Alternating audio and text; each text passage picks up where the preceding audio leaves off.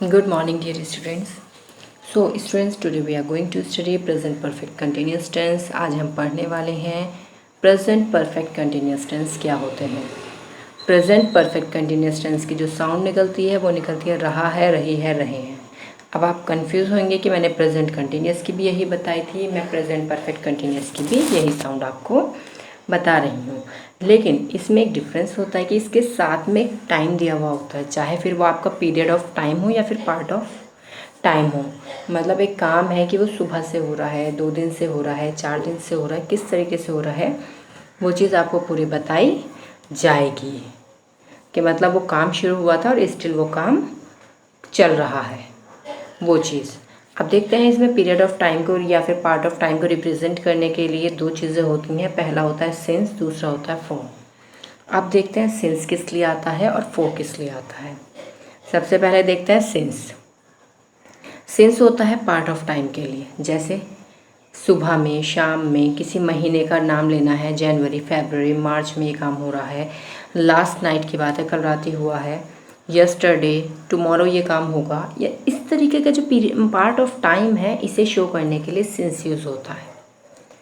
आप देखते हैं फॉर किसके लिए यूज़ होता है। फॉर इसलिए यूज़ होता है पीरियड ऑफ टाइम के लिए।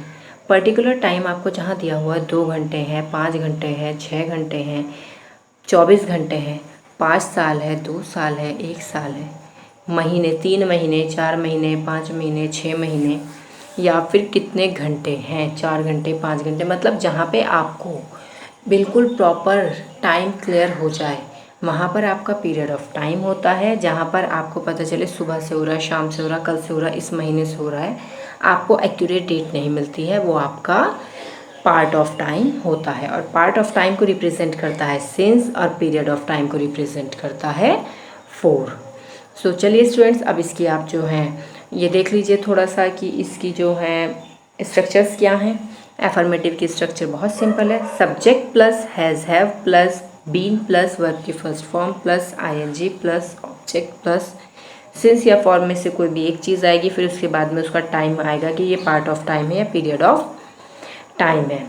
सेम आपको पता है निगेटिव में हेल्पिंग वर्ब के बाद में नॉट आ जाता है, यहाँ पे हैज़ या फिर हैव के बाद नॉट आ जाएगा।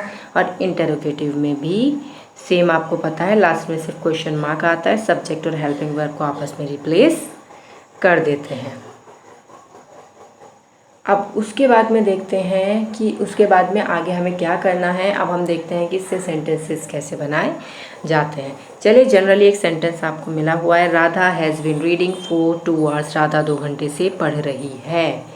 Radha has been reading for 2 hours. Radha 2 घंटे से पढ़ रही है। अब आपको इसको निगेटिव में कन्वर्ट करना है। सॉरी, दूसरा एग्जाम्पल और देखते हैं, पहले एफर्मेटिव का ही। They have been playing. Radha singular थी, सिंपल है, सिंगुलर के साथ आपका हैज़ आ गया। दे प्लूरल है, दे के साथ आपका हैव आया। They have been playing since morning. वो सुबह से खेल रही हैं।